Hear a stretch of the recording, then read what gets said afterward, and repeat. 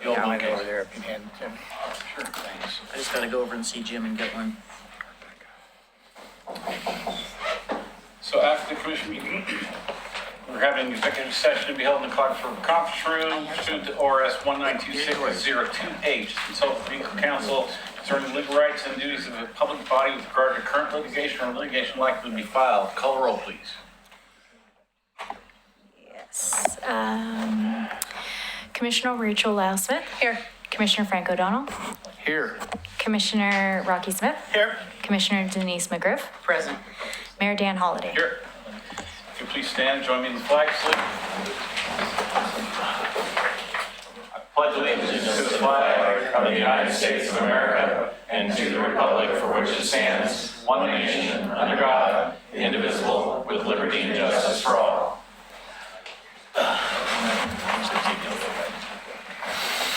Yes, I will turn my mic on.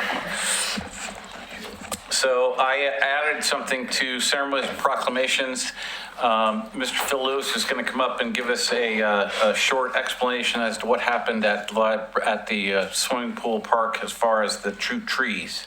Yes. Thank you, Mr. Mayor and Commission. So as you're aware, the Oregon City Community Services Department removed 2 hazard trees from the Oregon City pool grounds on August 29th, 2019. So the 2 trees that were removed were an oak tree that was about 250 years old and a black walnut tree that was about 100 years old.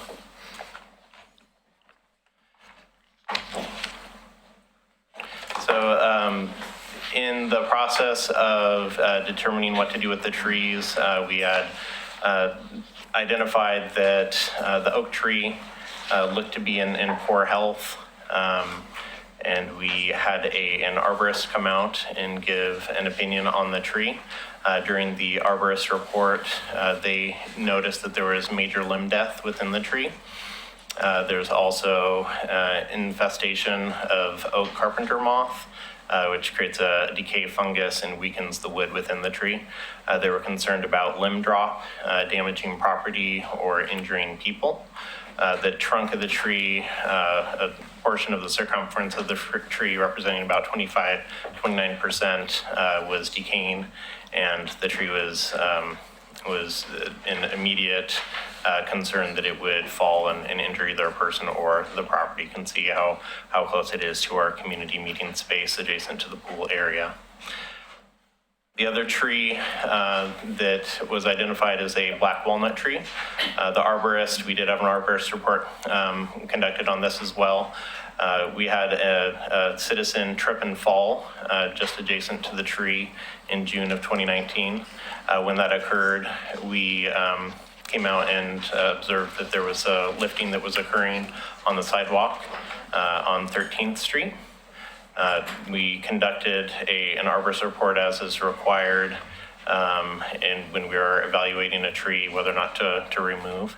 And so the arborist report did come back that the tree was in good condition, but it is, again, directly adjacent to the sidewalk. We were seeing root upheaval and trip hazards on the sidewalk. Root cutting is typical when you have repairs of sidewalks in this type of area. We had a very similar tree and sidewalk repair occur directly in front of the Ermatinger house a couple of years ago, where root cutting occurred, sidewalk repair occurred. The tree ended up coming down in the next high wind event, and with that, we had additional sidewalk repair and we had to replace the tree. Luckily, it did not fall towards the house, it fell towards the street. And so there was no physical property that was damaged beyond the sidewalk that needed to be repaired in that form. But due to the root upheaval and knowing that the tree would be could be substantially affected by the repair, it was determined to cut down the tree and do a mitigation for the trees that were removed. So during that process, it came to my attention that a permit was not applied for with community development. We remove a number of trees annually. Looking at our reports, we removed 25 trees last year in parks. That's going through the permitting process. It is something we do very regularly. It was omitted this time and was an oversight and a mistake by staff. Staff have been retrained and informed that permits are required prior to any tree work that occurs in our park system and looking at removals.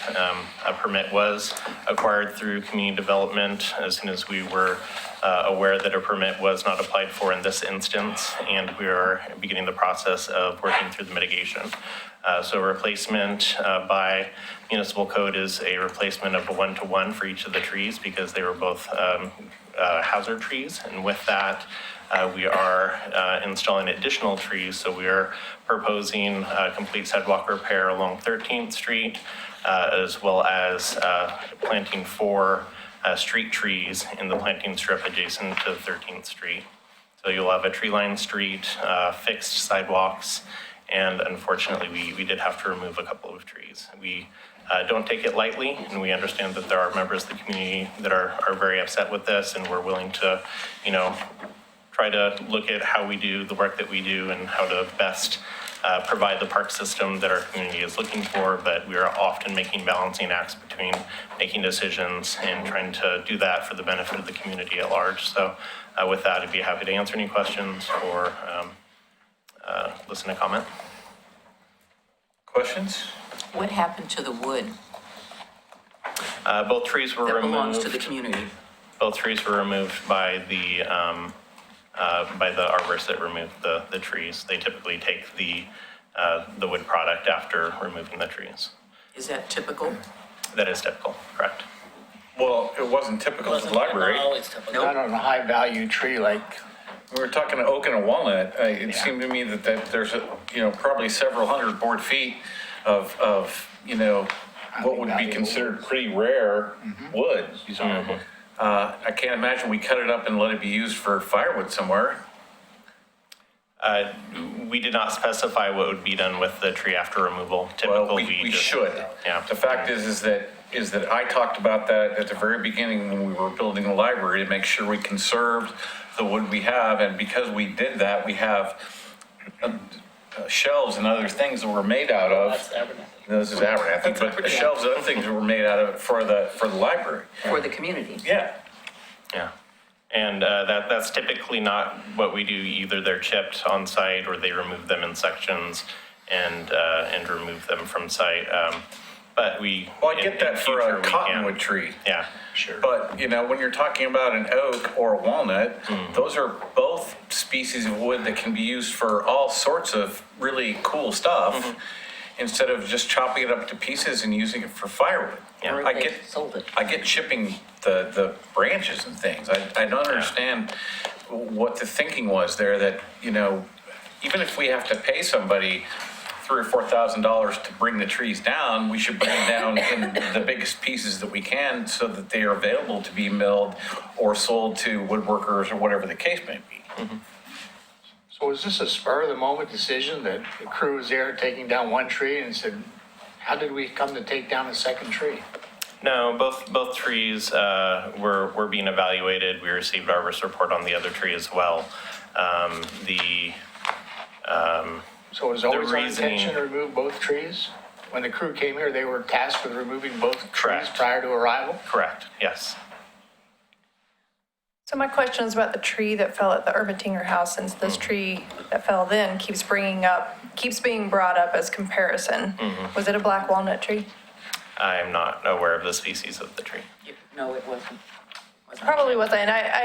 So I will tell you, my serious issue with this is that I've read the arborist report, and it seems to be, to me, not a hazard tree. It seems to be in complete opposite of what the city stance is. I mean, it says that it is a high preservation potential. A high preservation potential. I mean, at what point, what else does the arborist have to say for the city to think, to then say, well, maybe we should look at the 4 alternatives that they list above that summary that says maybe you should do one of those 4 things before we chop down this tree. I would like to know if any of these other alternatives were considered, and what analysis that you did before, or was it just cutting the tree is the easiest option, and therefore that's what we're going to do?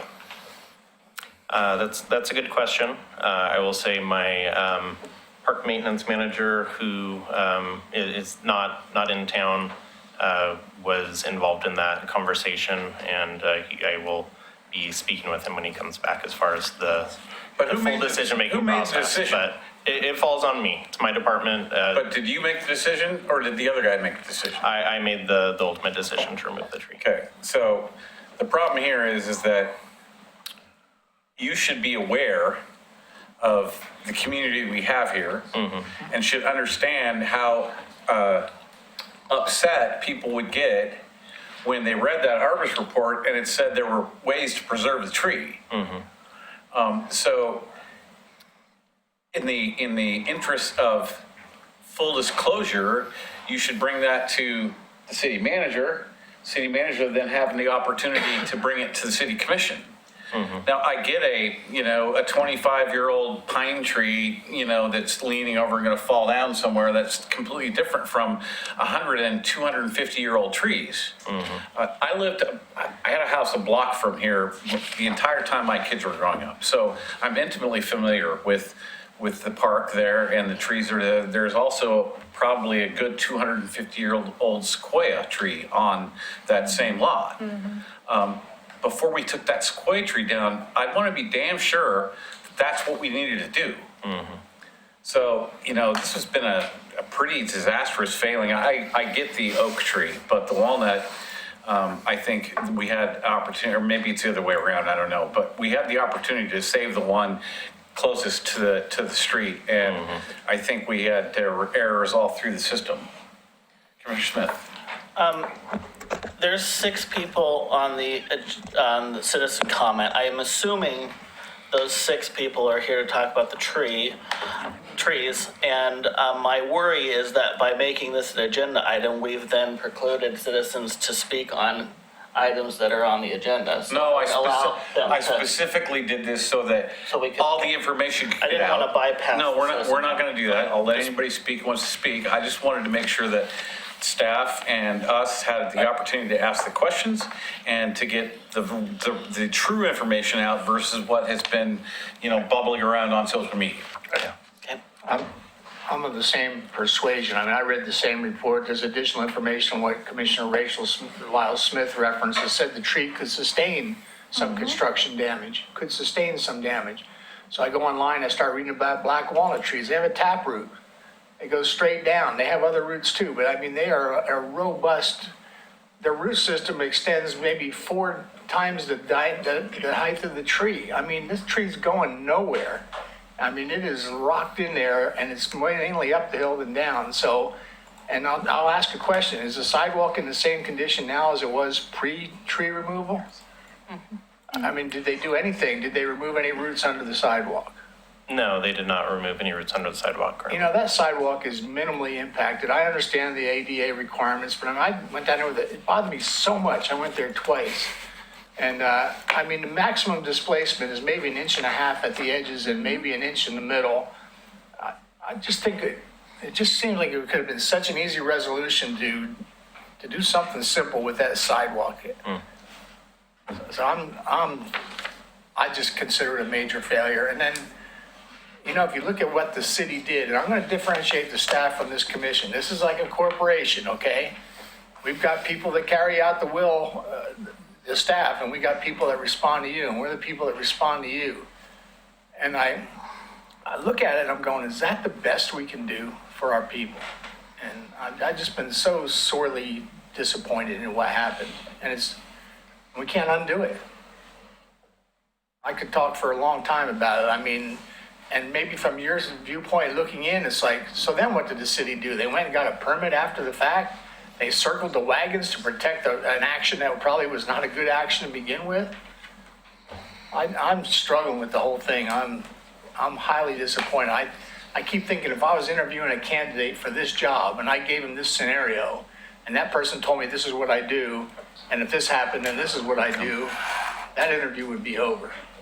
I'd be talking to another candidate. So I've had my voice. So moving forward, we got some folks to do public comment, but prior to that, I would suggest that while I am vehemently opposed to a tree ordinance on private property, I think the city should have a process whereby, if a tree is, say, more than 50 years old, that if we're going to take one down, it needs to go through a process whereby, at minimum, the city manager makes the call. And if the city manager feels like it's going to be a big enough community issue, then that should come to the city commission. So if we could have staff draw up an ordinance to that effect, is anyone opposed to that? I'm not opposed to it, but I don't think it should be solely left to, even though I absolutely adore our city manager. I think this community has a very strong interest in trees. I know that the black walnut should have been designated as a heritage tree in this community due to its age. Over the previous weekend, my email and phone were blowing up because a sequoia tree in Park Place was taken down, even though it was on private property. It was huge. And I went up there and looked at what was the remains of it. Again, we're supposed to be a tree city. I think that we have an obligation as a tree city to go up over and beyond the call of duty with regard to trees in our community and to make sure that every effort is taken to preserve trees, period. And I think that city manager making the call in consultation with us is going to just keep everybody honest. And there should be some sort of notice to the communities where these trees are, because I know that people were upset when some of the cottonwoods were taken down along Clackamas Park, but there was legitimate reason for those being removed. And once people understood that and had a discussion about it, then they were removed. It wasn't like, I feel like we belong to the Whack and Chop Club, and I'm just embarrassed for us. And I think we've all said that we are just, we can't put the trees back, and putting 4 little trees along 13th Street isn't going to cut it. So I would like you to come back with a different proposal for additional trees and maybe some larger trees. Okay. And I agree with most of what you said, Commissioner McGriff, but I am still going to say that I would be adamantly opposed to any kind of No, I'm talking about our tree. tree ordinance, but you City, talked the about the city. one in Park Place, and that was Well, on private property. Right, but again, that should have probably been designated. I was just using an example of another large tree in the last 2 weeks that's gone. Sure. That we can't get back. Okay. So has everybody been commenting? And Then- Mayor Holliday, I would like to say as well, I did have a brief conversation with the McLaughlin Neighborhood Association Chair earlier today, and I've committed to attending their neighborhood meeting tomorrow night to further conversation with the community. Or a flak vest. I already told him that. So Dorothy, and I apologize if I'm going to butcher your name, Revia and Cameron McCready. I don't know if he called you It Dee said Dorothy Revia and Cameron McCready. You're Dalsford. Dee Dee Dorothy Dalsford. Dalsford. Did I write Dorothy Rivera? Yes. Revia. Well, not even. Yes. It's Oh my God, I've been divorced for 10 years. That just cracks me up. Tells you where my mind is. Because I know your last name. Wow. Maybe you're having an out-of-body experience. I am having an out-of-body experience. I appreciate That's the what- that's why I laughter said when I'm three pretty people. upset about a tree, but thank you. That's funny. Anyway. So if as best you can, if you would try not to repeat your comments, folks, I'd appreciate that. So Dorothy? My name is Dorothy Dalsford. I'm sorry about that. Let me correct myself here. I want to thank everyone so much for all the hard work you do. I know how much hard you work because I volunteer for this city. And you see my face here a lot just because I volunteer a lot.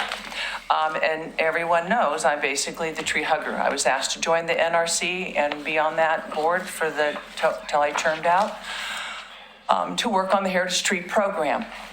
That was my goal. That's what they asked me to do. We worked on it, and right before my departure, Dr. Nancy Burchard, a biologist, who is the longest tree study person studying Forest Park on the staff, and she is on our current NRC. I've been trying to do a program where we age our trees in town. I've been trying to help rewrite our heritage code. When first Heritage Code was in, it didn't have an arborist report. Then one of those trees blew down, and then all of a sudden arborist reports had to come up, and since then, we've not had one nomination. I nominated, or was responsible for nominating 3 of the 5 that are on our website right now. I had 3 additional sitting on a desk that timed out because they have a 30-day timeout. And during that time, arborist reports became required. One of those 3 that timed out on city planning desk was the Oregon City Parks pool. I had the black walnut, I had the oak, and I had an Atlas cedar that's on the corner. It's a wonderful, old, interesting history to Atlas cedars. I was asked not to nominate the sequoia because it's sitting on a retaining wall and eventually will take down the wall. Now, sequoias are not natives. Oak is native, walnut is native, but the Atlas cedar isn't. But that is a very interesting tree, and it deserves honor. And it's in our city parks. What better thing you can do? But that thing timed out. I've been waiting to restart that same claim for 3 years. They knew these trees a year ago were ill. I was actually told we're not going to renominate that tree because I have letters of reference. Everyone loves that tree. All of us have history of that tree. The yoga class, I gave them the history to that tree and the age of the tree. So now I'm encouraging everyone to go over to a website that's called tree-guide.tree-tree age. Age tree. You can circle the circumference of a tree, type in the type it is, give the circumference, basic conditions, you're going to come within 10% plus or minus the age of that tree. The tree we had up there was 390 years old, not 200. The oak, the black walnut is 135 years, so that one was correct. Oaks Dorothy? are, all right, I'm out of time, but please be considering we need a comprehensive tree code in the city. We need to consider our heritage tree. Thank you. And we have to remember there's urban lumber source currently going on. Mr. McCready? Sorry. As Neighborhood Association Chair, I'd ask for 5 minutes. Have you had a discussion with your Steering committee. executive committee? Yeah. Okay, go ahead. I'll try and keep it at 3, but I first want to commend Phil Lewis for being proactive and reaching out to me. And also, I appreciate him taking the bullet. I believe there's a member on his staff, and I told him this, that needs to be transferred because I know that he's taken We don't talk responsibility about for it. personnel issues, sir. Thank you. Mayor, City Commissioners, my name is Cameron McCready. I live in Oregon City, and I serve as chair of the McGoffin Neighborhood Association. On August 30th, I received an email from a member of the association expressing his concern regarding the removal of the 2 large trees. I've included some pictures in the packet that I sent you, so you can kind of see its location to the sidewalk and the damage that was done. I'll try and skip over the stuff regarding the trees and the age and all of that. You know that the black walnut was in good health and deemed well cared for, as written in the report by the arborist. You'll also note there were several options provided. All of them were addressed toward the modification of the sidewalk, not for cutting down the tree. It was not a hazard tree. It appears it was a tree of inconvenience for engineers wanting a straight, flat sidewalk. That's an assumption on my part, but a better solution, of course, would have been to reroute a small section of sidewalk into the parking strip, as stated in the arborist report, or even into the street, taking a parking spot. That's my opinion. This isn't just about depriving neighborhood kids from enjoying the shade under an old tree. There's a bigger issue which requires us to make trees a priority. Our changing climate demands it. Creating a citywide tree canopy removes much of the carbon we generate. Trees are needed to reduce urban heat by shading pavement and asphalt from the sun's rays. These are proven, cost-effective scientific methods of improving the aesthetics and health of our neighborhoods while fighting climate change. This is being done all across the country. and even to our neighbors to the north, speaking about the city of Milwaukee. According to one neighbor's calculations, we lost about 6,000 square feet of canopy when the 2 trees were filled.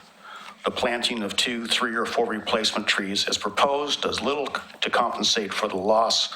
Such mitigation plantings might satisfy our current tree code, but this episode highlights a larger policy issue that the commission should address, namely improving our tree code. And we would like to be included in that loop and receive notification. As it stands, our tree code does little to incentivize the retention of large old trees. If we, as a city, hope to increase our tree canopy, we need to improve our tree code. Hopefully, the loss of these stalwart trees will be kicked in the pants. We collectively need to take a hard look at that code. So I urge you to strengthen our tree codes, fully fund the restoration of our parks, hire a full-time city forester to manage our public inventory of trees, and seriously work on growing a citywide tree canopy. Future generations will thank you, and I thank you. Thanks, sir. Next up, Jessica Island and Kurt Reeser.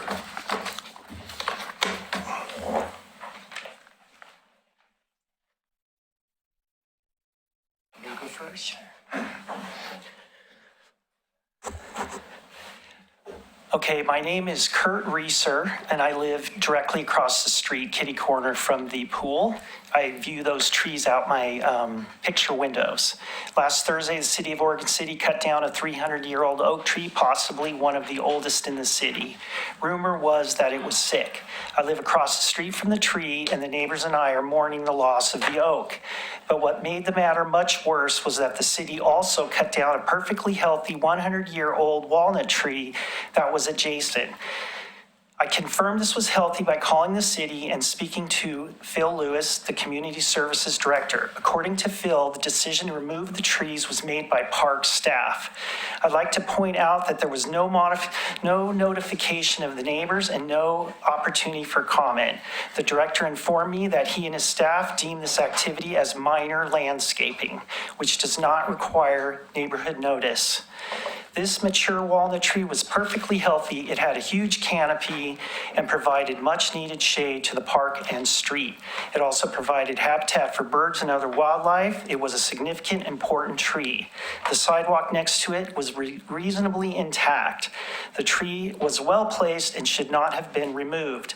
I read the arborist report, and here are a few direct quotes from the report. Quote, "The health and structure of the root, trunk, scaffolding, branches, and foliage is good. The tree is a good candidate for preservation.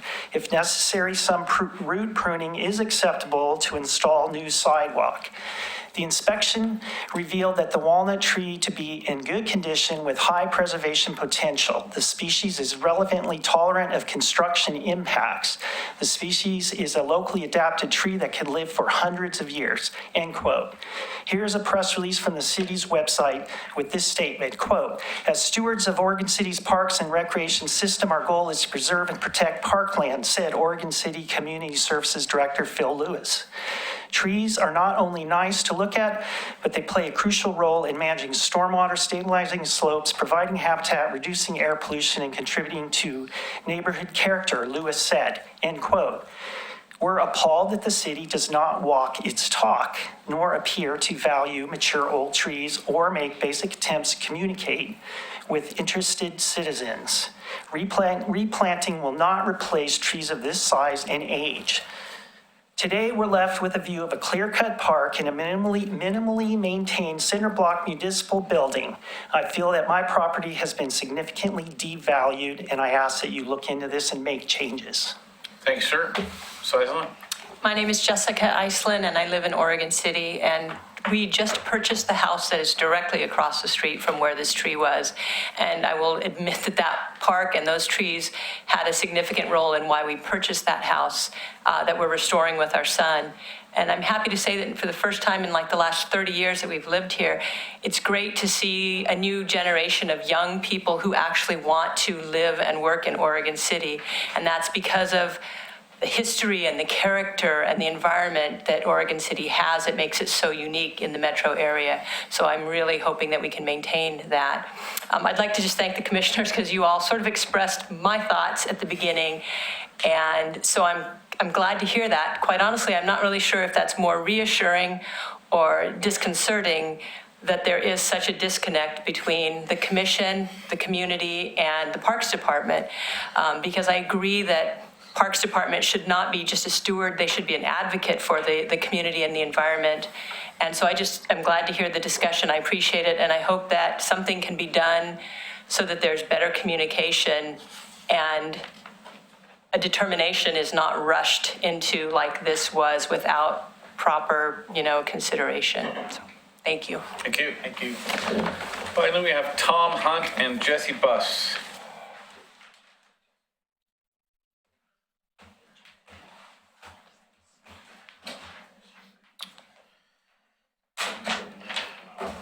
Hi, Tom. Howdy, howdy. Full disclosure, Tom and I have been friends for a long time, so. Long time. we Should won't I go hold that first? against you. Okay. My name is Tom Hunt, and I live at 1314 JQ Adams, which is half a block away from there. And I've been in construction all my life, and I poured a lot of concrete and a lot of sidewalks. And to think that that sidewalk, you'd have to cut roots underneath it to make it work is just lack of knowledge, because all you have to do is build it up and slope it at a 1/4 inch per foot. Yep. And in fact, right next to my house, they did that with 20 feet, and it was picked up about 3 inches, and now it just gradually comes up and then back down. So it's easy fix. You don't need to tear roots. And everything else is just about covered. Yeah, I'm glad you guys are getting on this. All right, thanks, sir, appreciate it. Mr. Buss? Thank you, Mr. Mayor, Commissioners. To echo what a few other folks have said, I think you all kind of expressed the emotion that we're feeling out here, so I don't need to cover that territory, but thanks for the empathy and for feeling those feelings. Mr. Mayor, I have to agree with multiple things you said, and that is... Get to defibrillate. That is that we have a systemic failure here. So as I tend to do, I went and looked at the code. I don't think this is a legal issue so much as it is just a policy and a moral issue, and taking a look at what we do have in the code. Right now under the code, there's very little problem with what happened here. It's really very close to by the book. But I think that's the problem, is that policy. So we've got Chapter 12-08030, which is public property tree maintenance, that says the city shall have the right to plant, prune, maintain, and remove trees, plants and shrubs in all public rights-of-way and public grounds as may be necessary to ensure public safety or to preserve and enhance the symmetry or other desirable characteristics of such public places. So that's pretty broad. I propose that should be revisited, expanded upon, and narrowed. So a lot of our surrounding municipalities have tree codes. Some address public property, some address private and public. Given what I've heard from the commission so far, in particular the mayor, it seems like there's definitely some political will to have at least a public tree code. And I would suggest doing it by caliper, diameter, breast height, because it can be difficult to determine age of trees, even with some methods that are fairly accurate. There's got to be an app for that. Right, but my personal policy preference would be to apply that to private and public, but at the very least, as this case demonstrates, go for the public trees, have notification to the neighborhood associations, notification to the property owners across the street, some public process to where you can come in and say, hey, what's going on here? This is an exceptional case because most of the time, I do a lot of forestry work with public lands and the BLM and Forest Service. Most of the time you see arborist reports, they say, take out the tree, it's diseased, it's a hazard tree. And that's actually what it says here, at least for the walnut. As Commissioner Lyle Smith pointed out, it said nothing of the sort. So, if this can happen with an arborist report like that, then it can happen with any arborist report under our current code. So I'd encourage you to take a look at the code. I would encourage you looking at the budget for the next few cycles, maybe for considering an urban forester, developing an urban forest plan, and starting that conversation. Thanks, sir. Paul Egger.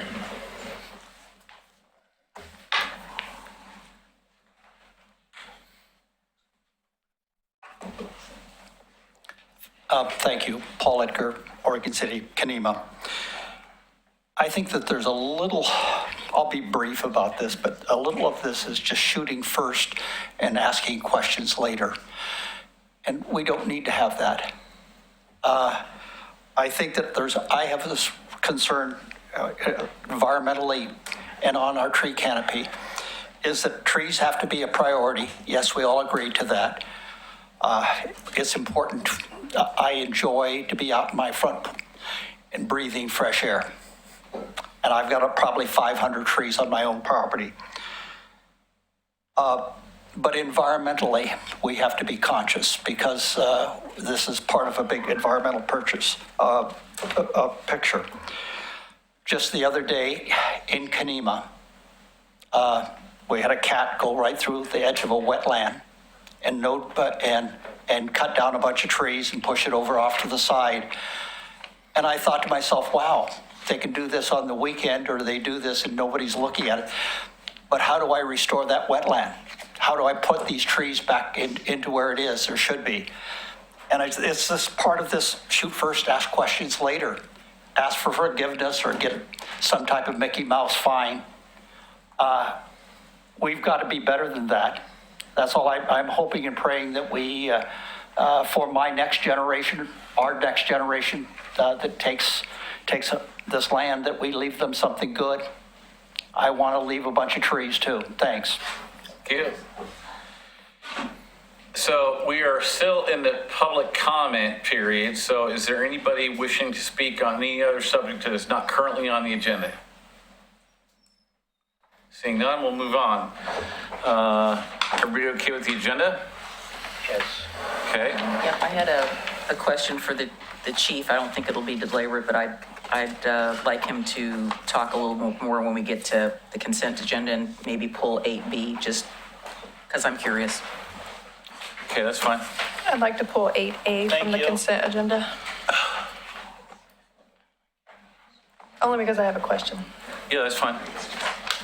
Okay, so we're on to PC 19-086, continuance of the development code amendments, including equitable housing, to October 16th, 2019. Ms. Turway. Thank you very much. I apologize, I didn't see the continuance part of that when I looked at the agenda. There's a list of items that we still need to address with these code amendments. They're listed in the commission report. Also, we've included a tentative schedule for when we'll be addressing each of these items as well. So if you're interested in a particular topic, you'll know which meeting to attend. All we're asking is a continuance to October 16th. There will still be work sessions on these items. If you'd like to see those dates they occur, please give me a call. Is there a motion? I have a question. Go ahead. The short-term rental policy, when I looked at the schedule, I was really surprised that essentially that policy alone is lengthening this process pretty much a year, because we were talking about it back in April or May.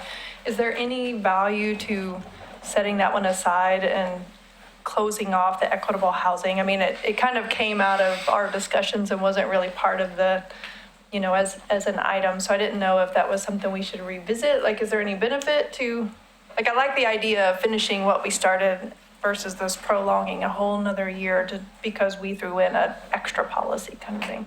I think there's something to that thought process. It's on the commission agenda for the 10th on Tuesday. And so we'll talk a little bit about it there so the commission can choose to move forward with it or table it for later. So we can, okay. Commissioner McGriff has moved. Is there a second? Second. Further discussion? Call the roll, please.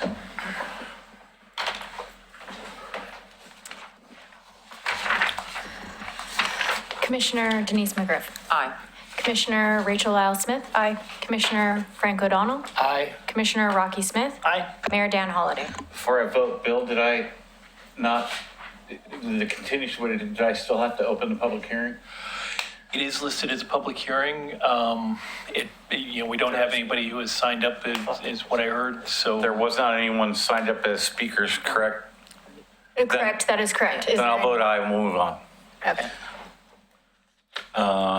Next item is general business, first reading, 19-491, first reading of ordinance number 19-1011, adding chapter 8.26, business food waste requirements to the Oregon City Municipal Code. Who's got this? Thank you, Mayor. Actually, Mr. Lewis. yes, this is a topic that's being kind of handled through Public Works. A little different topic for us, food waste, but Dante Posadas is our right-of-way and construction manager. He's been trying to shepherd this program along, although it really wasn't in his job description either. So I would just say we're learning a lot about food waste. With us here, we've got folks from B&B Leasing and Metro and Clackamas County. So if you folks from Clackamas County and Metro want to kind of step up to the pedestal here. So Dante's going to carry most of the conversation, I think. At least that's what we talked about. And there you go. Sorry, Dante. Fine. And then I think there's a few slides that Metro and Clackamas County are going to take over. So a little bit of a tag team here. With that, Dante. Good evening, City Commission and Mayors. As John said, I'm Dante Posadas. I'm the right-of-way and construction manager for the city. Tonight we'll be talking about Ordinance 19-1011, business food waste requirements. Here presenting with me is Pam Peck, the Metro Resource Conservation and Recycling Manager, and Evan Polk from Clackamas County Sustainability and Solid Waste Program. So first, tonight we'll be talking about the food waste goals and the program outreach. Oregon City Garbage, Clackamas County, and Metro, all as solid waste partners, strive to comply with ORS 459, which has a goal of 25% food waste recovery by 2020. City staff has attended outreach business meetings with B&B Leasing, Oregon City Garbage, and the Government and Economic Affairs Committee. Metro has outreach to 90 different businesses affected in Oregon City and has had one-on-one meetings with Albertsons, Safeway, Sherry's, McMinimans, and Providence Hospital. Great, thank you, Dante. Mayor Holliday, members of the commission, my name is Pam Peck, and as Dante said, I work for Metro. And I'm just going to provide a little bit of context here. So why are we focused on food? That's because about 40% of food in the United States is wasted. That waste comes at all stages of the process, at the farm, in transport, at wholesalers, retailers, and in our homes. And despite our efforts to prevent food waste and also to donate food, and the fact that we've had voluntary business composting programs in cities around the region since 2005, we still throw away a tremendous amount of food. It's the largest component of what we put in our landfills, and that slide shows you how kind of all the other materials in our garbage compare to food. So every year we send 5,000 long-haul trucks filled with food down the Columbia Gorge. That's the equivalent of how much food is in our garbage. So it's traveling 140 miles out of the region. And there it's going to a landfill where it's creating methane. So that's what happens when food goes into landfills. It rots inside the landfill and creates methane gas, which is a really potent form of greenhouse gases. We're focused on food scraps from businesses because over half of the food scraps in the region are generated at businesses. So that's where the biggest source of food scraps that are clean, they haven't been out on a customer's plate or they've come back into the kitchen. It's really the scraps left behind in the kitchen. That's what we're focused on here. And that's where the most food is. So the goal is really to capture both the environmental and the economic benefits of managing this material close to home. We can use this material to create energy, which we can power our homes and fuel vehicles. We can also use the material to create compost that we use right here in our community rather than sending it away. And then, as you can see, this is the hierarchy for sort of how we think about food waste. The most important thing is to reduce food waste to start with. Many businesses in Oregon City, of course, already work to do that. There's also a lot of efforts in place where folks are already donating food. But we still have a long ways. Also, feeding animals is another thing that we want to have folks do with food. The last thing we want to do with the scraps that are left are compost them and make them into energy. And it might seem a little counterintuitive, but food scraps collection programs have actually resulted resulted in increases in both the prevention of food waste and the donation of food waste in states where they've been implemented around the country. Also here in the metropolitan area, Clackamas County, Metro, and others are partnered with the Oregon Restaurant and Lodging Association in an initiative where businesses are working business to business to prevent food waste and to work on donation. So this program is really focused on the food that's left over, the scraps, the peels, the trimmings, the stuff that fits in the back of the house in the restaurant under the control of the business. Thank you, Pam. So Metro's been working with the cities to provide funding strategies. This is the first funding strategy. It's an access to service payment. An access to service payment is a Metro direct payment to haulers that have to travel a longer distance to different facilities than they would normally have to haul to. The access to payment ways that we figure out the access to payment are a per hour operational cost, the additional time it takes the haulers to go to the new facilities, the number and type of participating businesses, the estimated tonnage, 50% of the estimated tonnage, and an estimated load per week. Here we see that there is a range between $35,000 and $8,000 for service payments. This is an estimate based on the current situations. And here we have the three different disposal opportunities for B&B leasing or Oregon City Garbage. The first is to go to Metro Central, which is about 100 minutes away, an additional time and 21 miles of added distance. Willamette Resource Inc. is about 40 minutes and 15 miles of added distance. B&B will have to decide which of these options is the best for them in their business model if the policy is adopted. Policy funding strategy number 2 is the transfer station disposal fees. The disposal fees are, tip fees are the cost fee transfer stations charge to dispose a ton of waste at each transfer station. Here we see that the transfer stations, the tip fee for solid waste is significantly higher than the tip fee for food waste. It's showing a savings of about 20 to 30% for the different disposal tip fees. Oh, sorry. And here's policy 3 and 4, which are business outreach. Metro has provided about $223,000 for Clackamas County to hire some full-time employees to provide technical assistance to businesses. This translates to about 20 hours of technical assistance per each business in Oregon City. And also Metro will be providing 50% of the cost for internal collection containers for the businesses. Here we have the slide that talks about the rates within Oregon City and how much each business would be affected for the implementation of the policy. We talk about the overall cost, and then we divide that about the food producing businesses, or we divide it about all businesses. If we divided it into the cost into all businesses, it's about a 25% or a 25 cent increase per gallon of the cart or per cart, and then a 20-cent increase per yard of container, which translates to about a 0.8% increase if we disperse it over all businesses. So who's paying that? The businesses would pay that. The ones that you're forcing to recycle food scraps? If we implemented the rate for food producers, it would be a $13.35 per additional cart. If we implemented the policy for everybody, all commercial customers, it would be a 25-cent addition per food cart, which translates to a 0.8% increase.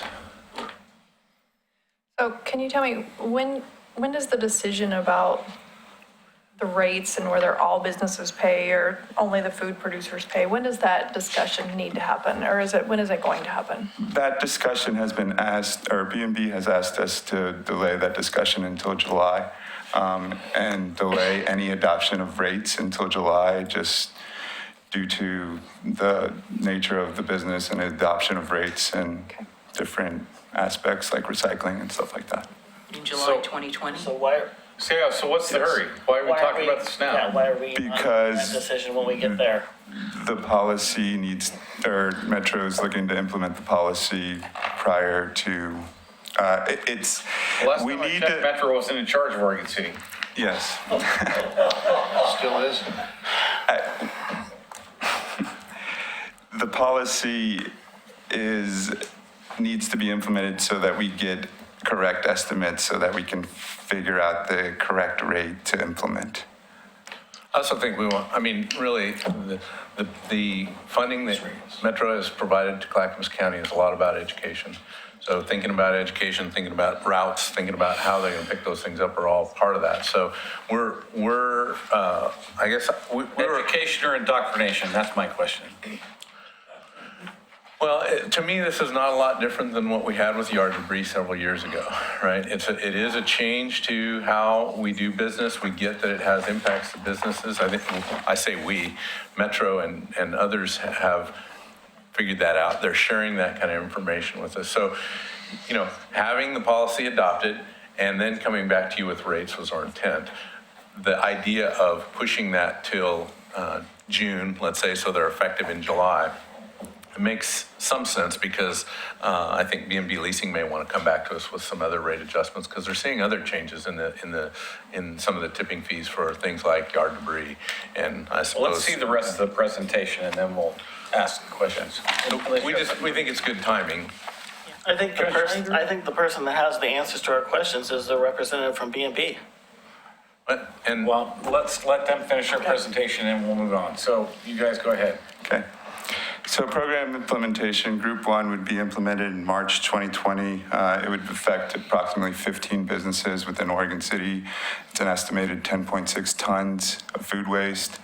It's 106 food carts, disposal carts. And then Group 2 would be implemented in March 2020. 32 businesses would be affected. And Group 3 would be implemented in September 2022. And then that's all the K through 12 schools, including and 70 businesses.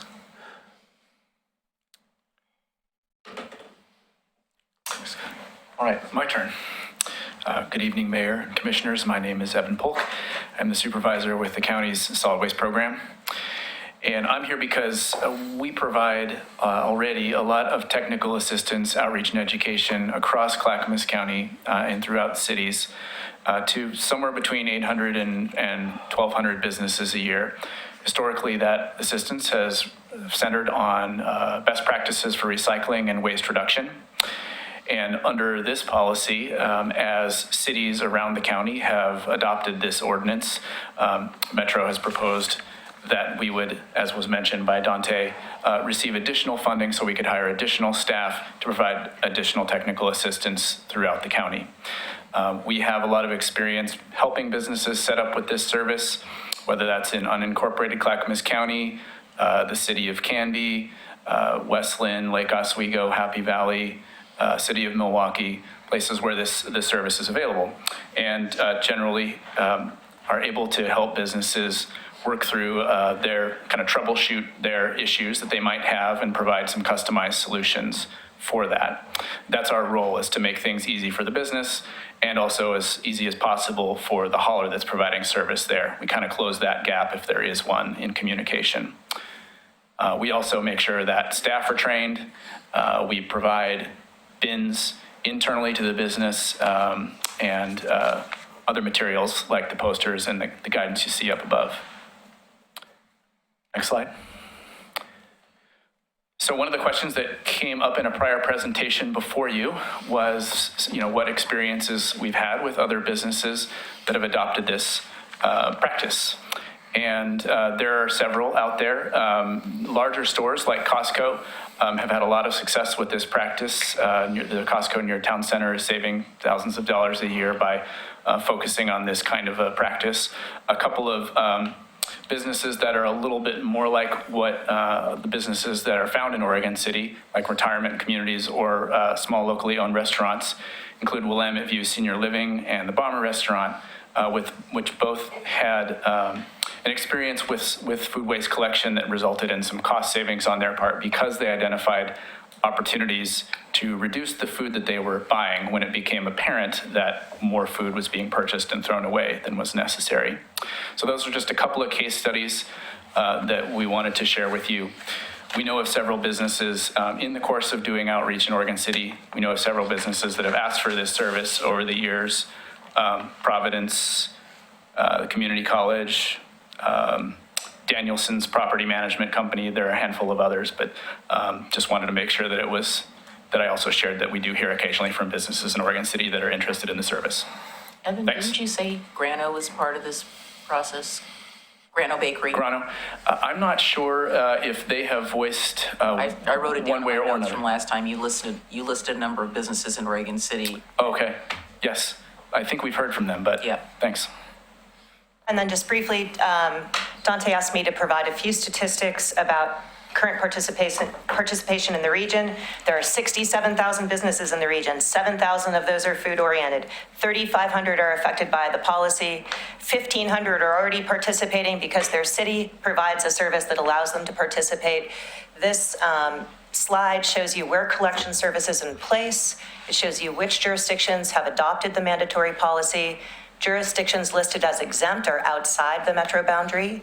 And then it shows you the jurisdictions that do not yet have collection service available and where they are in the process of looking at the policy. Thank you. Any questions? I'd like to ask questions to our representative from B&B.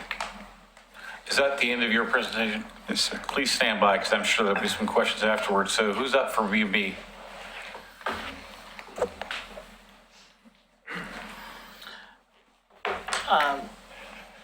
So my first question, Yeah, if you would.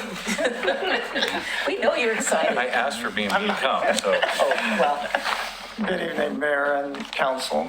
I'm Alan Bushy with B&B Leasing, Oregon City Garbage. so I think the first meeting that you and Pam were at, I think we had a pretty long discussion about this. I want to really just get the real answers in terms of what my main concern is. And the concern is obviously how this affects the rates and all of that. I guess I want to know, first of all, in looking at that list of collections that are sites that are already in place, none of those are served by B&B, right? Of that list, are any of those, well, is Westland? Which of those communities does B&B serve? None. Right. So this is a new thing for B&B. We don't know the impacts of what it's going to be fully on your service, correct? Correct. We've done some studies as to what it's going to take. Phase one, it appears that until the survey's done, the anticipation is it'll take one route once a week to service the businesses. So do you have any concerns about this policy and how it will affect rates? And do you see any reason to have this conversation once we have a better idea of the other, the rates and what we're going to do with that? Well, our understanding is that the council is concerned about rates. So we did a study as to what it would cost to service and reduced that by the reduction in the disposal fee as well as the money that is available from Metro to help with the additional transportation costs. And with that, as Dante has shown in this graph here, we can bill, or, I mean, have a rate that is only to the businesses being affected by the collection, or we can say this is a general good or, service, and have all the businesses participate, and it's a significant difference. And We're that's- looking at about, $20 or so per business if they're paying the whole cost. Or we spread it out throughout all the businesses, and then it's just a very, a quarter here or 50 cents. Which seems to be a discussion we want to have before we approve this policy. So, thank you. So let me ask you another question. Are you guys going to be required to have a separate truck to do this? Not at the moment. We do have a spare truck, and for one route per week, we will be able to use that truck.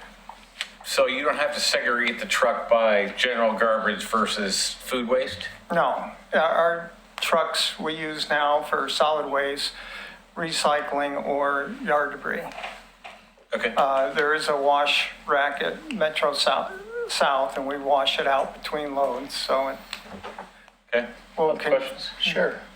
Commissioner O'Donnell. So the problem I have with this, my concerns are it's a government program. It's mandated by one level of government. It's going to be executed by the private sector, your company. And it's going to be run by local government. I just don't think all the pieces are in place. I heard about energy and composting. I heard about the possibility of animal food. Anybody talk to the animal food processor? Are they interested in putting a plant proximate to this so we can do that? Is that piece in place?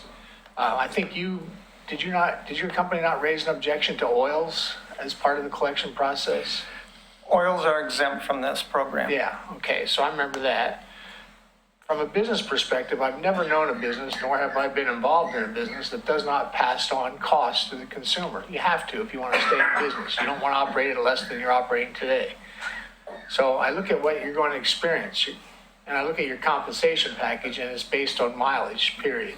So I think you're going to experience accelerated depreciation on your trucks, wear and tear, not just mileage. You're going to experience additional labor. You're going to have, at some point, you're going to have additional vehicles at some point. So you're faced with capital expenditures you normally wouldn't make. And then this is a 5-year plan focused primarily on education and what happens at the end of 5 years. So I'm a stand and wait kind of guy, and you flesh this out, government, Metro, and then you come back and you take input from the gentlemen that are going to be most impacted, you directly, we indirectly, and then we'll talk again. But I'm not ready to do this tonight. Commissioner Lyle Smith, you got anything? Well, I actually think it's a good program.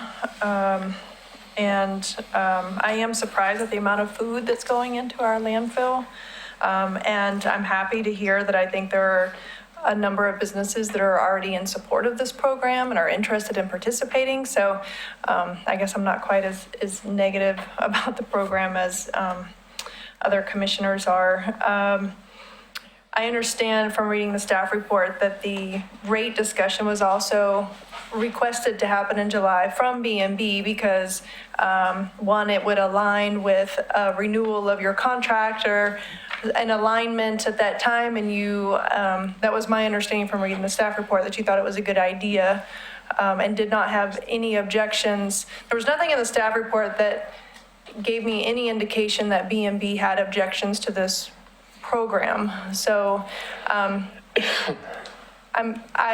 surprised that commissioners are up here taking a strong stance for B&B when B&B is not actually complaining about the program, or at least not from what I can see. And so if you do have concerns, will you please be vocal about them so that we're all on the same page? I've known the B&B people for many years, since Rate and Fee Committee.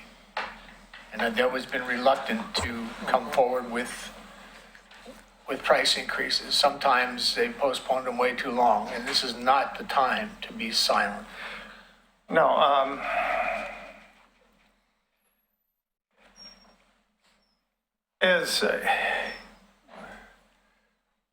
we do have in the state a requirement to reduce the amount that is going into landfills.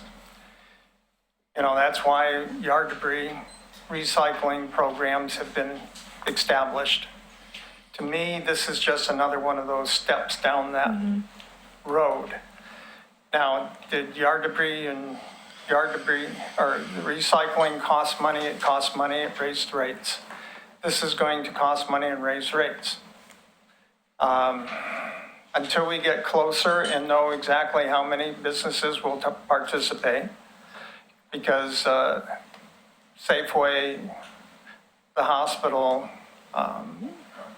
Fred Meyer's, they are hauling their food waste today back to their warehouse and having it collected at that point. So it's not that food is not being collected within the city today, it is, but it's not being collected by us. So I'm being very careful with what our rates will do, trying to, as always, keep our rates as affordable as we can to the general population and still provide, income to the business so that we can have the trucks and the other equipment that we need to provide the service. And the original Metro goal is to have everything in place in February, which is right in the middle of our rate review process. And that's where I asked staff if they thought it was appropriate to wait until July, when we were already anticipating coming to the council and asking for a rate at that time anyway.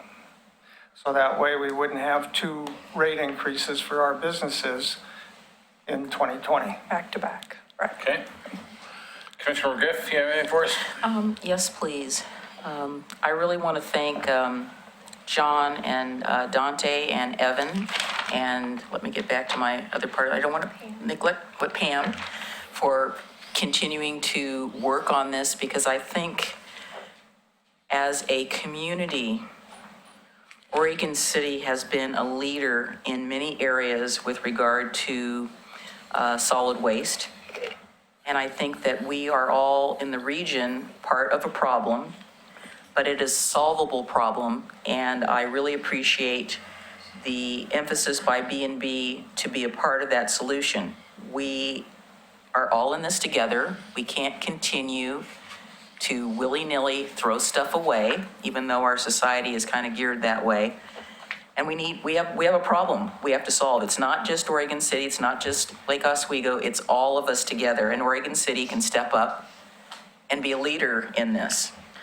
I have a great deal of faith in B&B leasing. I too have a long relationship with B&B leasing, going back to Richard, and even met his dad when I first started coming to Oregon City. I think we kind of have a little bit of a chicken and an egg thing, Alan. It's, you provide a service, it costs something to have that service. And I think if people want that service, they should pay for that service. I'm just flabbergasted at our residential rates compared to what my friends in Portland pay. So I will step up and say personally, if you want to raise my rate, I'm good with that, but I'm not speaking for anybody else. I use the smallest can that you have because I compost. So not a lot of my food waste is going into the system, but I do know what you're talking about in terms of restaurants because I've seen it. So I really appreciate the fact that you want to delay talking about rates, but my question is for John and Dante and you, Alan, how do we move forward with the policy part of this? Is there some way that we can still continue to move forward, but also delay the rate part? Because I don't know if we can separate them, but if there is a way we can do that, I would like us to continue to move forward with implementing this. And I agree with Rachel. That's what we are doing. We got to do this. I don't care who's telling us. Even if somebody else is telling us we should do this, the state's already said we need to do it. Oregon City needs to tell its community members, we need to do this. Like you said, it's just a different form of yard debris. It's just a different sort of debris. It needs to happen. And thank you, Rachel, for saying what you said. Thank you. Is B&B done? Do you have anything further to say? To me, I'll just say this because you want to hear from us. To me, the process is that we can't finalize rates until we know what the ordinance is. So the ordinance has to be in place. You can dictate when that ordinance goes into effect, just like the legislature passes laws in January, but they're not effective until July or September or something like that. So that is the discussion I've had with staff is, okay, if council moves forward with the ordinance to start food waste collection, then can we also ask the council to delay implementation until July? That way, it gives the county plenty of time to educate businesses, find out what their needs are going to be for the food waste, so we'll have a real good idea at that time. Is our estimate of one route going to be adequate?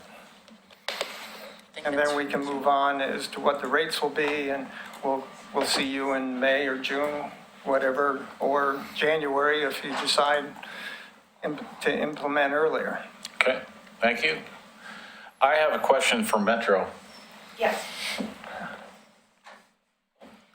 So we keep hearing about these facilities. Have you started building a facility that's going to be able to process this waste? So right now, we collect about 27,000 tons of waste comes to Metro Central, and that goes to a composting facility. Where? That goes to a composting facility in Almsville, Oregon. And it could also go to some other composting facilities because we have very clean material that does not have any other things in it like napkins or compostable serviceware. So we have a lot of options. Composters want our material. So the future for this material continue to go to composting to start with. And then we are working with the City of Portland and other wastewater treatment agencies in the region towards a plan where we will start slurrying, pre-processing the food waste at Metro Central and possibly in the future at other locations in the region. That slurry will then go to the wastewater treatment plant where the City of Portland has built anaerobic digestion. They will use that to create energy and to create vehicle fuel. The City of Gresham, which already uses fats, oils, and greases to make their wastewater treatment plant, doesn't use any energy off the grid. They put energy back in the grid. Gresham has an interest in receiving the slurry in the future as the amount that comes into the system continues to grow. And then Durham in the future also has a vision for that. So that's where part of the material would go, but there's also very adequate basically capacity within the composting in the region. So your material that goes to WRI would continue with that material. If it goes to WRI, which is your closest option, that would flow down to their composting facility, which is near Corvallis. So that's where it would go in that direction. Our material for now would go to Almsville, eventually would go to City of Portland, and then go to other wastewater treatment plants.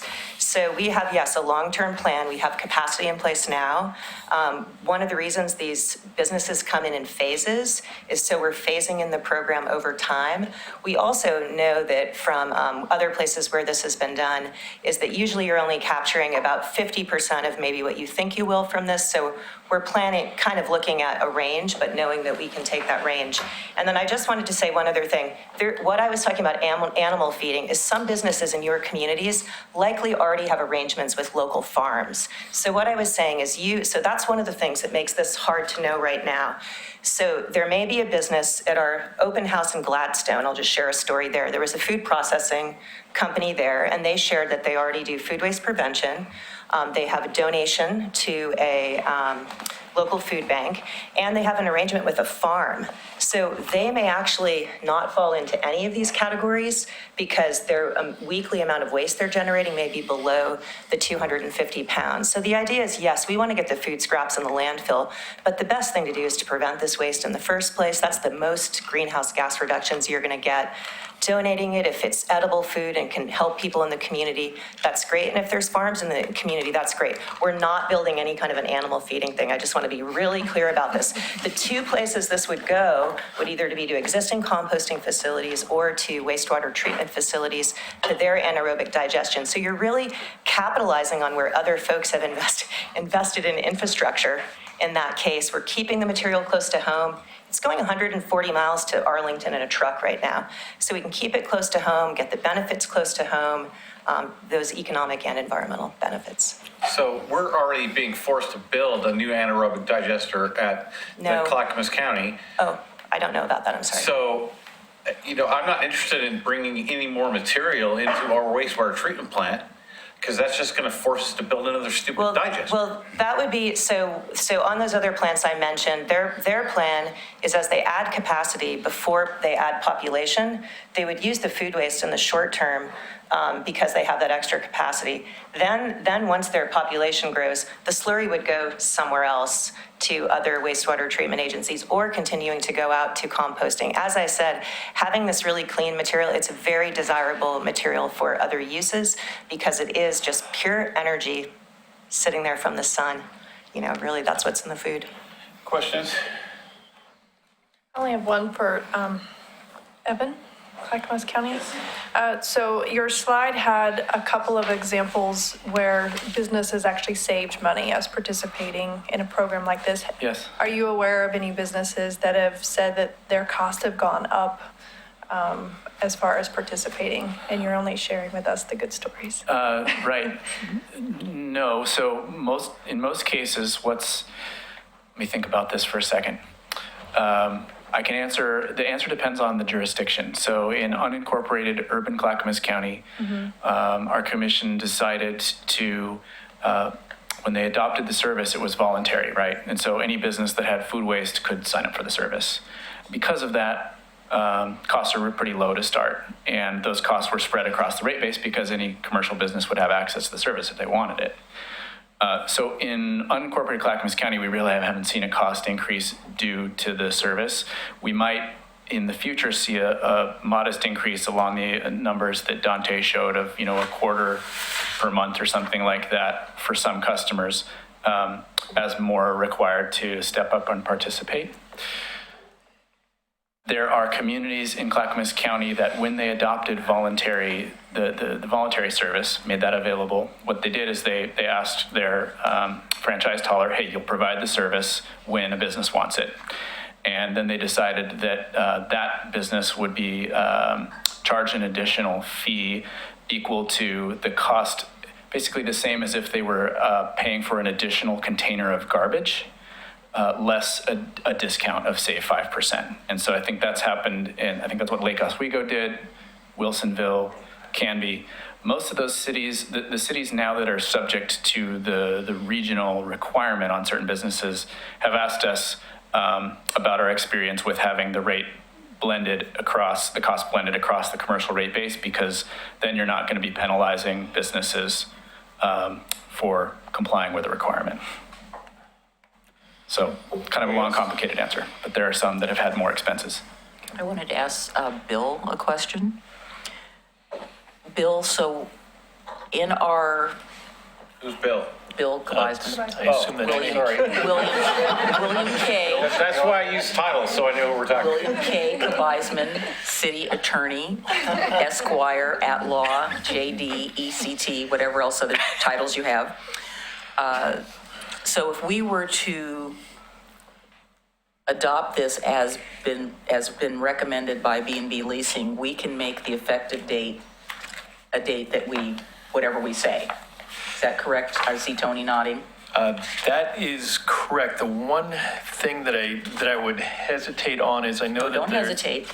Yeah. So as a matter of authority for the City of Oregon City, you have the authority to make the effective date whatever you want. The default in your charter is 30 days, but you can extend that or you can lessen that in certain circumstances. I believe this is required by the Metro Code, and the Metro Code may put timelines on when cities are supposed to have this implemented. And the Metro person from Metro could probably tell us when those are. My memory is that we're past when we're supposed to have it adopted. Well, there was an adoption deadline, but getting all the businesses in is over a 5-year period. So you're required to submit an implementation plan. In that implementation plan, the idea of that is that gives flexibility at the local level. So you could propose, we'd like to put all of our group 1 businesses in with group 2 because there aren't that many of them, and this is when we'd like to start it. Ultimately, the goal is to have, or the policy is to have all the businesses on board and participating within that 5-year window. So if you looked back at that other slide, so the idea is that there's local flexibility, because one of the things we knew is that some communities did not yet have the service in place. And also we knew that some communities had a smaller number of businesses. And so, so with these 15 businesses in group 1, so when you create the implementation plan, you could be proposing, we want to bring them on all now, we want to have so there's flexibility in the administrative rules. The goal would just be, or the policy would say that by September 2023, everybody is on board. So you've worked with all the businesses, but you could do that at any timeline you want. So to sort of simplify, your authority is to do anything. There are some metro parameters within you have to work, but there is some flexibility. Last time I checked, Oregon City was substantially older than Metro. It is substantially older. However, under state law, Metro does have some authority over Oregon City. Okay, so I have a question for Dante. Have you personally had meetings with the affected businesses in Oregon City, or has it all been done by Metro and Clackamas County? I went to the GEAC meeting and talked to Singer Hill, talked to a couple of the other businesses that were there, gave them an outline of the program, gave them an So the implementation. city really hasn't done any outreach by ourselves? No. Okay. So which department within the city would manage this response? Like the right-of-way guy. Is that you? Which individual within the city will manage this response? I think this is under the John Lewis shop. Yeah, I mean, John, so is that you? Thank God we don't have dog control. I'm sure Jim would be happy to pass it off to you. Yeah, it's next. I'm great. Thank you, Commissioner Smith.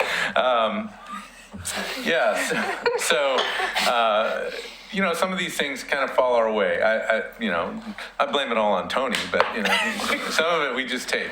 But the adoption of the ordinance is similar with our franchise, and Dante manages most of the franchise agreements that we have, and so it's kind of landed there, and I think it's the best place across the city staff that we have to manage that. The other thing I wanted to say is, when we first brought this to you folks, we heard pretty loud and clear concern about the rates, concern about, our interaction with B&B leasing, right? And the timing of this thing. And then there was also where do we really haul this stuff, right? So since that time, I can tell you, because I sit right next to Dante, he's on the phone pretty much daily on this topic with Metro, the county, or B&B leasing. So there's been a lot of interaction there, and I think all of them have been very helpful to get us to a place where we could provide as much information as we have. The timing piece for me is pretty, as proposed, isn't bad, because what we're talking about is really giving Clackamas County an opportunity to share with Oregon City some of that $220,000 worth of educational time it's not, I don't know how that really works out, but my sense is we got to figure out bins, we got to coach even maybe dishwashers. I'm assuming you get to that level with how you deal with food waste and where you put the bins, how you store the bins, those kind of things, and working with B&B leasing on routes and how to store them and the right trucks and what those dilemmas are, because you're right, they all have costs. And, so figuring that out on a real time or a real model, not, you're actually doing it as opposed to just modeling it and trying to estimate it like we've tried to do. I mean, I've seen pretty large numbers per ton, per business, that sometimes I kind of question whether or not they're really producing that. Maybe they are, but, we may see much smaller haul amounts than what is projected. Again, we're dealing with data that Metro has provided over much larger field of information. So to me, the idea of adoption of an ordinance, knowing that we're going to deal with a rate that's going to be a pretty exact rate, and we're going to have time to work with those businesses to get that ramped up. If we follow the recommended schedule, that means 15 businesses have to deal with it in March. We'll have from March till those couple 3 months to figure that out. And, I have no doubt that that can happen because B&B Leasing's been very, very upfront with the information that they've needed in terms of those numbers were established through work that Dante did with B&B Leasing. Thank you. So further discussion? Dan, would there be any, or commissioners and Dan, is there any problem with suggesting that we push those dates down so that Group 1 maybe would be finalized in 2021, Group 2, 2022, and then the whole shebang in 2023? That way there's plenty of time, but we do as suggested by B&B and implement it, but have it go into effect in July so that we can get that rate process going. Because they need to do that work, and we need to give them as much time as possible to get the rate set and then go from there. We always have the opportunity to go back. The deadline's still September 2022. That was for this is Jennifer Erickson. Part of my brain. Well, you can't speak out there, you have to come to the microphone. I couldn't see anybody In sitting the there, 'cause audience Phil was can in the hear you. way. I'm sorry. So this is Jennifer Erickson, who's our principal planner working on this program. So do the businesses, that's the date it starts or the date that it has to be finished? That's the date that it begins. It begins. And part of the implementation plan, the county will be writing the implementation plan for you. And they will suggest, they have a lot of data and a lot of experience with this. They'll suggest an implementation timeline that would be flexible. So they may suggest that you wait to do Group 1 until you combine it with Group 2. But the deadline for implementation is September of 2023 for everybody. Right, so we have time to not have this ordinance right now. No, that's not what they're saying. Well, I wasn't asking you. You were. The deadline in our code is that local jurisdictions need to have adopted by July 31st of this year. 17 of the 21 have adopted, and there are several other in process that have asked for extensions. So we have 3 cities that are extended until the end of October. Because you guys were in process, we didn't ask you to send us an extension letter because we knew you were discussing it and working through it, and I was working very closely with Dante. So our expectation was that we would be discussing it with you now and how you want to move forward. What happens if we don't do it by the end of October? If you don't do it by the end of October, then all of the funding that would have come to your jurisdiction from Metro for this program will be withheld. And after 2 years, we will withhold all the other funding that we provide to you for solid waste and recycling services in Oregon City. So it's funding. Well, that's the funding that's provided to Clackamas County. On your behalf. Yeah, it wasn't, it was never about cooperating, it was about holding a shotgun to our head and making us do this. So Commissioner Smith. our hesitation is the ones of us up here on the commission that are most concerned about this have a lot of experience with similar kinds of situations where we have little or no say on what the final rates are going to be and how it really affects the people that we represent. And we have a real problem with that.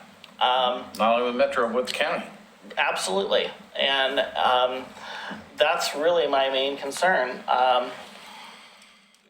We are elected to represent our citizens and once we, say go ahead, we get the reaction.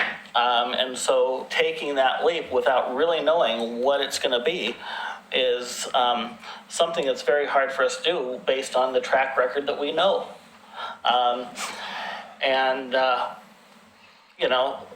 This is our second meeting tonight where some government agency has basically said, do this or else.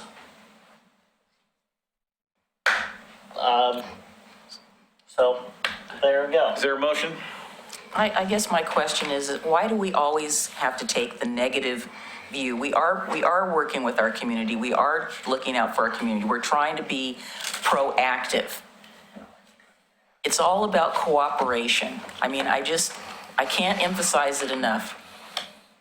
Well, you're entitled to your opinion. I know, I'm just saying it's about cooperation. So why would we not want to be cooperating and investigate this and say, we've already heard from B&B Leasing. They want to get it in place so they can start putting their rate schedule together. So it'll be ready by July.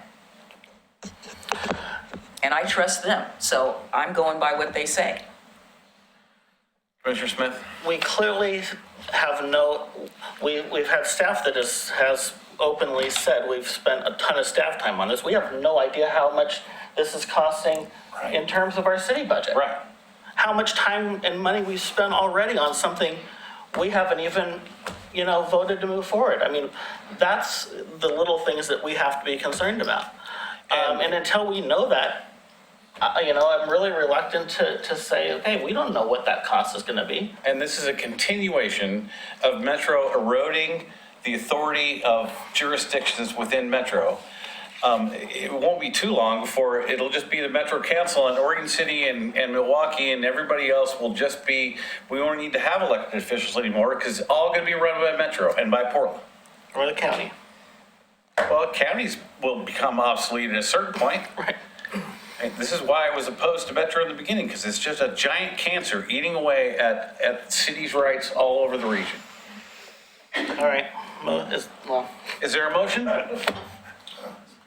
Well, I move that we move ahead with the first reading of ordinance number 191011 and make the effective date of this not until July, would it be July 1 or June 30th, 2020, or whichever date it is, has to be July.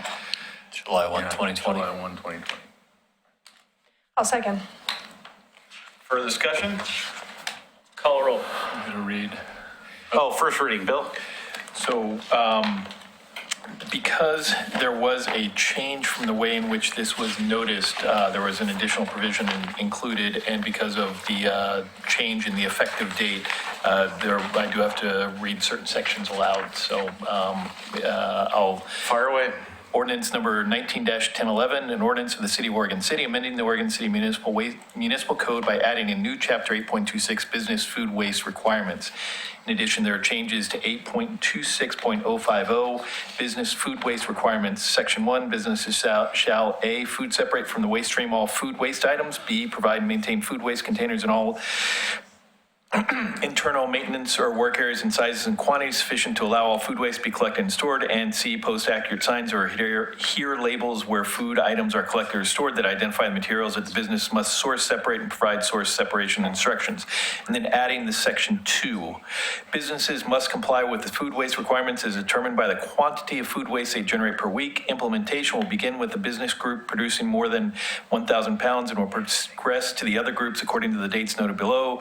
Business Group 1, March 31st, 2020 to March 31st, 2021, greater than 0.5 ton, 1,000 pounds per week food waste generated. Business Group 2, March 31st, 2021 to September 30th, 2022, greater than 0.25 ton, 500 pounds per week food waste generated. And Business Group 3, September 30th, 2022 to September 30th, 2023, greater than 0.125 ton, 250 pounds per week food waste generated. Covered businesses that demonstrate they generate less than 250 pounds per week of food waste are not subject to food waste requirements. 3 persons and entities that own, manage, or operate premises with business tenants and that provide garbage collection service to those business tenants shall provide food waste collection systems adequate to enable the business tenants to comply with requirements of this section. In addition, there would be a new section 3 added at the end of the provision that would say this ordinance becomes effective on July 1, 2020. That's it. Thank you. Call a roll. Commissioner Denise McGriff. Aye. Commissioner Rachel L. Smith. Aye. Commissioner Frank O'Donnell. No. Commissioner Rocky Smith. Nope. And Mayor Dan Holliday. No. Okay, moving on. There's 2 things that we wanted to pull from the consent agenda. First is 19-492 Resolution 1930, adopting the City of Oregon City addendum to the Clackamas County Multi-Jurisdictional Natural Hazards Mitigation Plan. Mr. Lewis, who had the question? I have a question. Okay, go ahead. I'm going to step out for just a second. I'll be back. Mr. John Lewis, I had a question about the action items. In one of the attachments, attachment A, I believe it was. My question is why the group decided that all of our action items should be ongoing and why we didn't get more specific in implementation. I mean, natural hazards mitigation is an important thing for our city, and we actually have hazards in our city so it felt like the list of action items were just kind of we're checking the box, and if we come across an opportunity to mitigate a hazard, then we would tackle it. Just because all the action items were listed as like, these are ongoing, we're generally gonna check codes and, so I was just wondering if the group, like, why did you take that stance versus narrowing in on a couple? We've had public comment specifically about the slopes of landslides. And so I'm wondering why the group didn't get a little bit more detailed, even if to come up with a short term or even a long term versus ongoing that said, no, we feel like this is an item that warrants proactive action versus just recognizing it as an ongoing need to pay attention to. Does that make sense? Yeah, and I mean, these action items, as I review them, are a heavy lift in a lot of cases, right? Because they grouped a whole bunch of stuff There's a lot- into one thing. There's a lot in them. In fact, Yeah. in thinking through, the adoption of this is the next step for us is figuring out how to kind of a implementation plan, if you will. Some of them are ongoing, right? There's several things that are going to be, continuing to reach out to the community. We have a similar program with a community rating system with our flood insurance programs where, people come to the counter, we're supposed to tell them, you're in the floodplain, by the way, and, you should probably know that, but we still are obligated as the agency overseeing that to inform those folks. But those are perfect examples of how we're just doing the status quo of ongoing. We know we want to participate in the community rating system, so therefore that's an ongoing. So how is that really an action item? I mean, that's like I feel like we set the minimum bar, and by grouping everything in those action items, and not being a little more specific that. Well, the other part of that, to me, in my opinion, is we're talking about things that other folks deal with as opposed to the kind of the emergency response staff or the emergency management folks, right? The people that are there, most of this was led by Clackamas County Emergency Management, who do an excellent job. They try to get all the agencies, not just Oregon City, aligned with the same kinds of responses that point us in the direction of making our emergency responses better, right? That's what this is all about. And they're not, let's say, land use folks who deal with land use code and how to implement code changes, right? They're not those kind of folks. And that's just one example.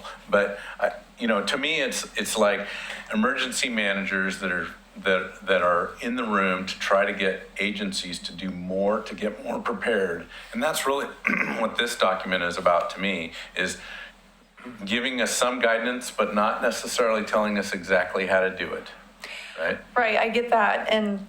But the title of this is Natural Hazards Mitigation Plan, and mitigation is actual things that you're trying to do to mitigate our vulnerability to hazards. And so I recognize that there's an emergency response element to it, but we don't have to belabor this. I just wanted to call it out. I mean, we've received public comment on this. I would like for the city to be thinking proactively about natural hazards mitigation and not just consider this an ongoing check the box thing so that it comes up and so that we can receive disaster declaration funds from FEMA, which and I know we have to have it. I know it's good work, but I would have loved to have seen action items, not where we crammed like 50 things into one action item for one hazard. Like, could we maybe next time we do this say, you know what? We think landslides are a real hazard here, and there's a couple of real short-term things that we'll pull out of this big box of 50 and say, we should look at our code and evaluate our landslide risk in the city, and therefore this becomes a short-term action item instead of it just being an ongoing. So that's just all I wanted to say. Why can't we do that, though? Actually, I agree with that. Maybe there's a subset of things that we are in control of that more directly impact us that don't need the input of all these other agencies that we should address Well, directly. they are, I mean, the implementation of this plan is all about us. right. So that, I'm just saying that is a heavy lift, whether it be landslides Right. or flood controls right. or, you know, I mean, it's kind of the gamut on how do you get prepared for Right. whatever event it is, right? Volcanic fallout from Right. the ash was something, you know, what, back in the 80s when, Yes. you know, how do you deal with that? You know, windstorms, they're usually on a lesser degree, but, you know, we still got to deal with them. So implementation of this plan is work. It's going to require, I think, many departments to respond to. And, you know, so I think, to me, the good news is this provides some guidance that we didn't have before. And, you know, should we have been more prepared? That's probably always the case, but I think, you know, we're not alone in that scenario. I mean, we're ahead of the game in many ways, especially when we're talking landslides or when we're talking geologic hazards. We've got some of the strongest code in the state on those, in that measure. Now, is it perfect? No, but it's strong code. So, you know, we're probably ahead of the game on that one. So I don't want my comments to be all negative. I'm really glad we're doing this. I think our city needs a natural hazard mitigation plan, and I appreciate the work that you're doing. And for us to have an addendum to the Clackamas County, we need it. It protects our city. It helps us be part of FEMA's program. It gives us funds if we have a disaster. So absolutely, good job. Check the box. And then we'll think about how we can improve it next time. Excuse me, could I add something to what Rachel's saying, please? I also was glad that you said that because I had also circled it on my agenda. I guess part of what I see with all the good work is that I guess I would like to see an addendum to this or an exhibit that applies to Oregon City where, like you said, we take two of the items. It's very reactive. So to me, part of the implementation of this plan is how we prevent these things from happening in the first place. And I'm sorry, but I'm going to beat the dead horse. Newell Creek Apartments should have never been approved. It was approved by a different city commission at the time against everybody's recommendations. And we ended up paying the cost for that as a jurisdiction, not only to the people who lived there, but it should have never been built in the first place. And we need to do more so we don't have any more of those. We now have that issue with Trillium Park Estates. Another one of those places where it probably should never have been built. So it needs to tie in not only with our mitigation, it needs to tie in with our community development. We need to say no sometimes, to say no. This is more of a risk to the community than having some development there because we ended up paying. I mean, I can't even imagine how much we paid.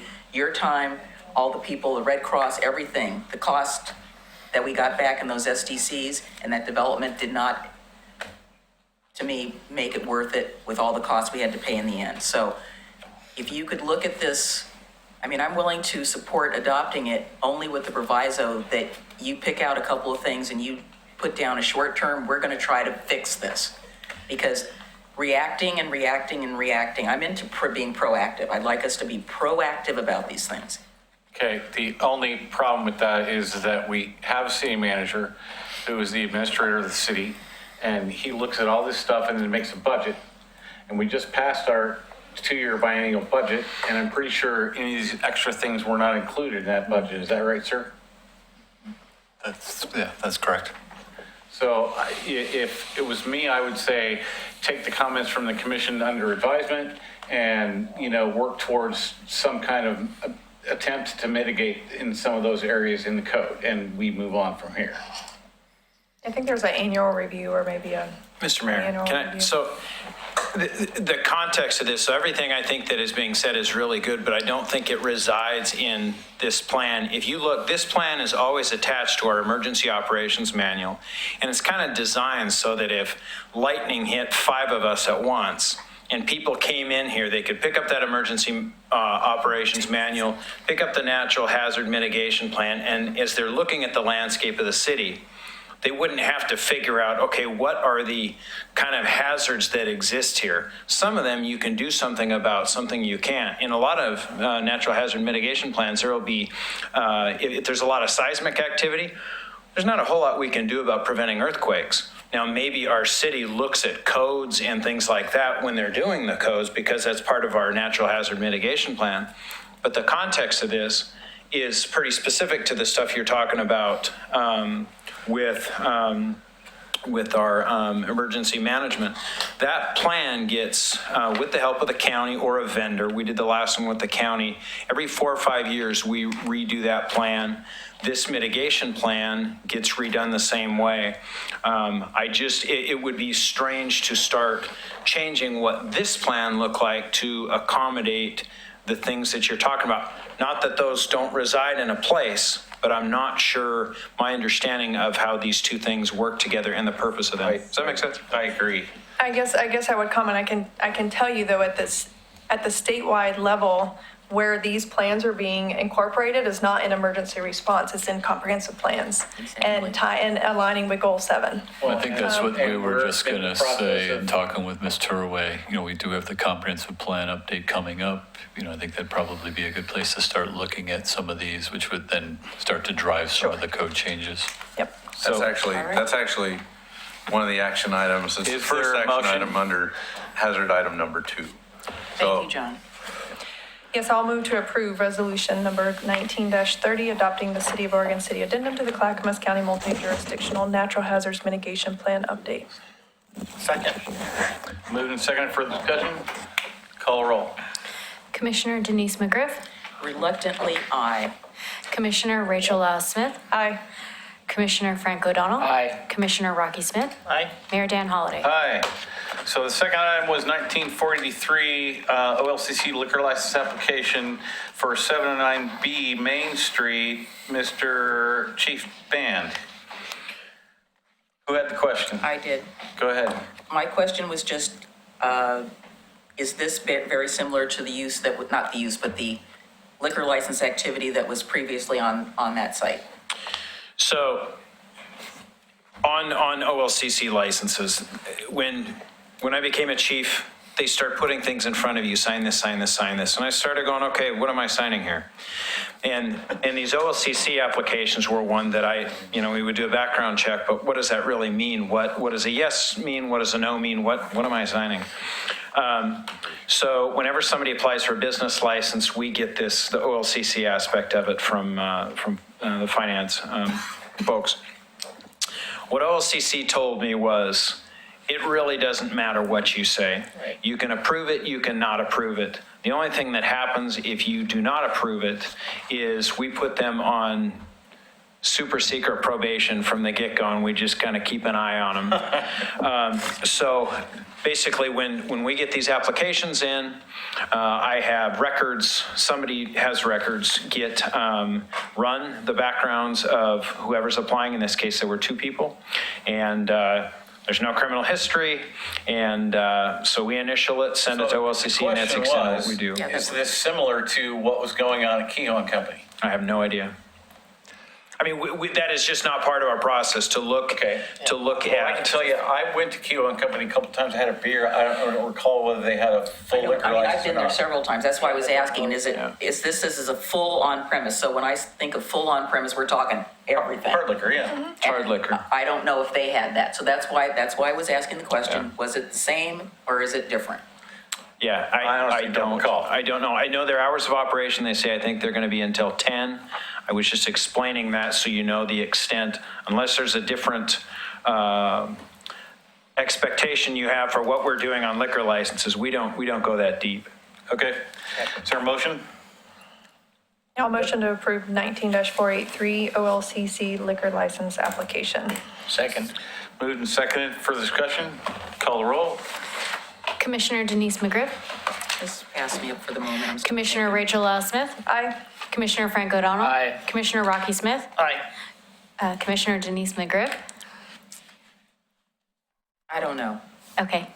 I'll just say aye. Okay, and Mayor Dan Holliday. Aye. Is there a motion for the rest of the consent agenda? I move the rest of the consent agenda. Second.